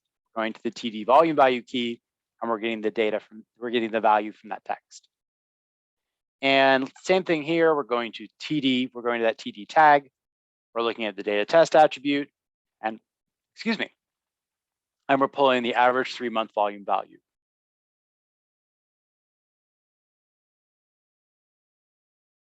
And then we're going to print the bid, the ask, the volume, and the average volume. Oh no, my code did not work.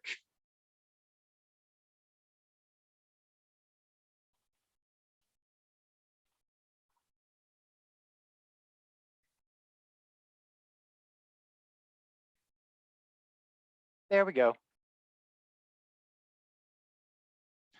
Thank you, Ornea. Yes, I thought I had saved that, and I had not saved that in this version of it. Do you all not have the answers here?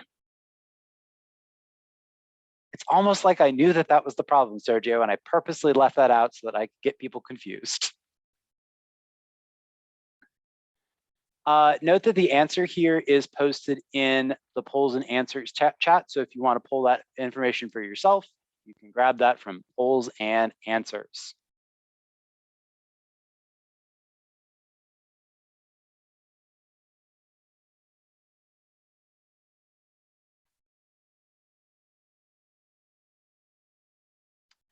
Okay. Why am I, this went all the way to the top. I'm very annoyed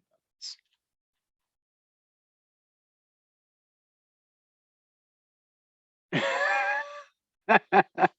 I do love soup. So now we want to parse them. Okay, so now we've really gone from the top where we have our HTML document and we have figured out how to convert things into lists and dictionaries we can manipulate. And now we have a way to pull the information out of those lists and dictionaries to get the exact piece we want. So we have everything we need. We can go all the way from an HTML document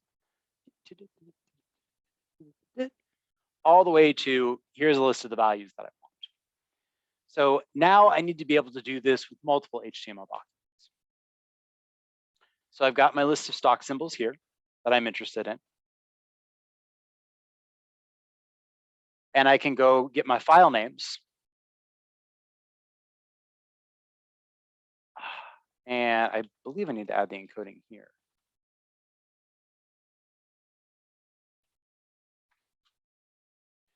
And I can parse the specific data of a stock and store it in a dictionary object, just like this, and return that dictionary info.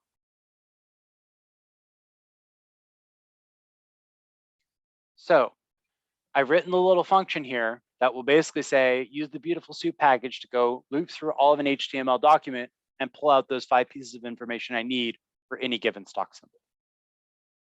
So now I have everything set up the way I want. I can process that. And boom, I get the pieces I want.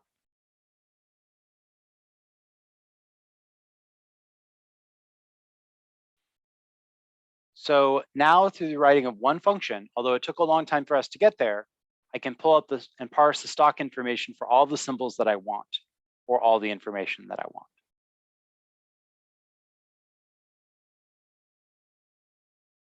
Okay, so let's talk about how to do that. We have our symbol here, the process Yahoo function. This is the same function that we defined before. So we are defining our various variables of interest. We're going to add our little encoding symbol here. What are lines 10 through 12 going to do? What are they going to do for me?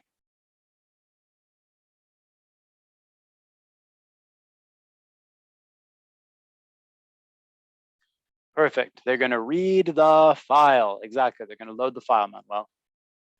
Okay. What is this bit going to do?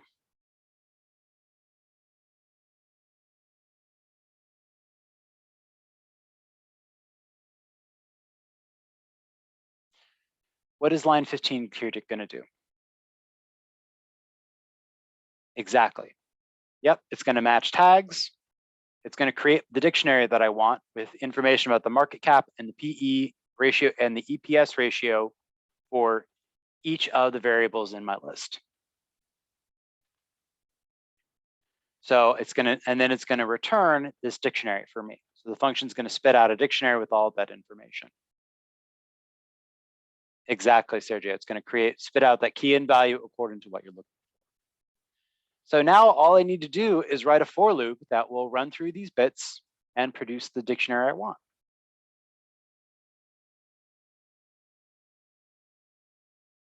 Boom.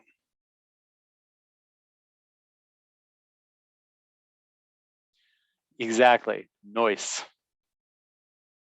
And again, this is just taking all the pieces that we worked through, starting from that raw HTML document and stepping through to get to our final bits. Okay.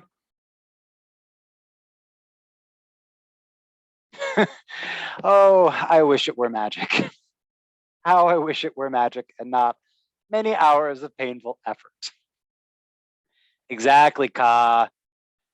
Now you know what the tags are for. The tags are how you navigate and sort through the document to pull things into a dictionary so you can use them. Yes, perfect. Yes, those values are strings, so you will need to format them into integers. That is a good call out, Sergio. Okay. So we've obtained the preliminary results here, and we've got to do some additional statistical analysis. And this is where our data science skills come in, for the person who says that web scraping was not data science. Unfortunately, everything is data science. So to be a good data scientist, you have to do this, learn how to web scrape, which is fine. We are all very excited about this. So yes, exactly. What sorcery is this? Okay. So I'm going to define my ratios here. I'm going to use all the things I did. And instead, for this info dictionary, I'm going to return a float for each volume in there and do a replace. Oh no, why is it mad at me?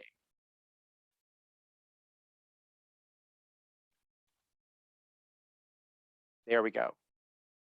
And exactly, Sebastian, data science is what data scientists do, whether or not they want to call it data science or not. All right, so this will grab this will grab and convert. This will grab and, as Sergio pointed out, our original dictionary was formatted as strings. So this is a slight update to that. And again, you can see where we're doing the update down here to convert all that information into floats. I mean, I will not lie to you. I have literally spent days fixing encoding issues on files. So always check encoding. I literally like saved a company tens of thousands of dollars by being able to identify an encoding problem where they had thought something was encoded with UTF-8, but it was not a UTF-8, and it created a weird split in two of the columns. So always like knowing encoding is a very good thing as a data scientist. You have to know that there are different encodings and they impact how data files are read. Always check encodings. Did that lesson come through yet?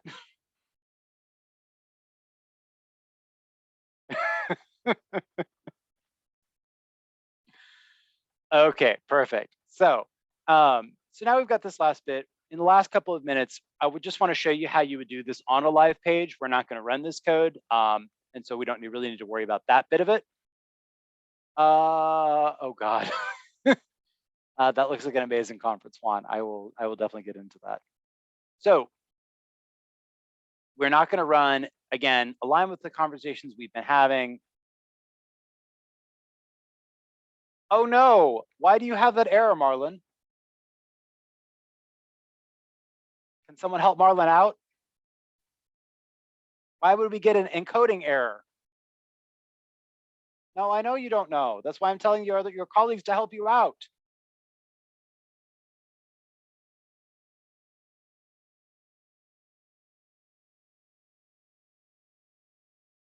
Why did you set it up with the read.decode function?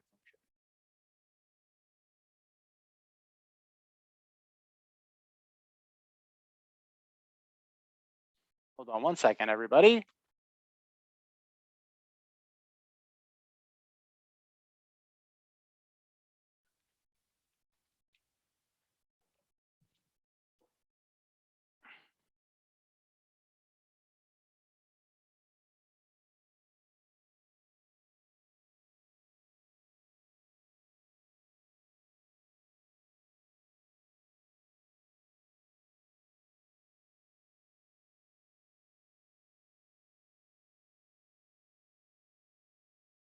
All right, sorry about that, everyone. My computer decided it was going to have a fit.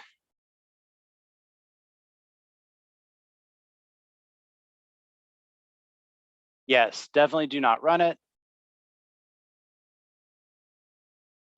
Okay, so we have 2 minutes left.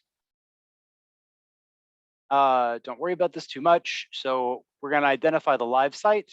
We're going to use our request library to get the site URL. We're going to read and decode it. Again, I would use the encoding rather than the decoding method here. Yeah, I'm sorry to interrupt you, Scott. That code, please check extra help, has been updated. Then everyone that got that error on extra help is going to find a way to fix the case. And for you, Scott, if you go to our calendar invite and open the instructor server, the instructor server on the calendar invite, the case with the solved cells for real-time download of the financial information is working. Okay, that's great. That is fantastic news. I am just trying to be able to see everybody's thing. Hold on, I'm going to turn off my screen share for a second. There we go. Now I can see everybody.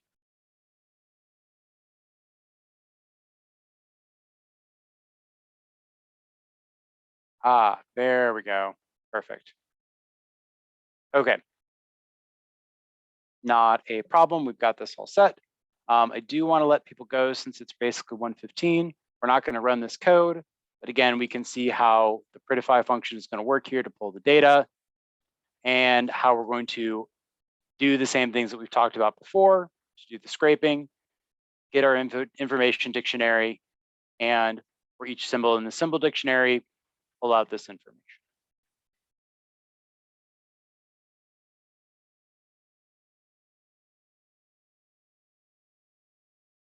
Okay, I think that we're pretty much done for today. As Oscar noted, we can go ahead and check out the extra help for the last pieces of information that you need. Yes, it's definitely time for you all to take some lunch. I know you've been here all day. So go ahead and relax a little bit. Oh, my camera's not on. So thank you very much, Scott. And guys, before you go, please wait because I have like a little announcement. So before you have and grab lunch, we want to remind you that today we are going to assign our project. So you must be very excited about it. Two things to keep in mind here. The first one is that if you haven't signed the NDA yet, please do it now. So search for a Pandadoc email in your spam/promo folder. And if you cannot find it in your regular inbox, please look for it there. And the second one, please go to the training site because we need you to read our project description guideline. So I'm going to share my screen now. Sorry, Scott. Okay. And if you go to your C1 training site, you will see the project description guideline over here. Yeah, please refresh, Monica. The project allocation results are going to show up now. Okay, so loading. Okay, I hope we are not going to crash the server accessing at the same time, everyone. No. Okay, so we have the project information here, where you can find the project description guideline over here and the project allocation results. So please read this carefully, guys, okay? And there you have the results and hope to see you after lunch with your teams and your TAs so you can discuss your projects. Scott, thank you very much again. It was a pleasure to have you here. And we are pretty sure all our fellows loved your lectures and they also loved you. So Thank you so much, Monica. I really appreciate it. Okay, guys, go and grab lunch. See you later.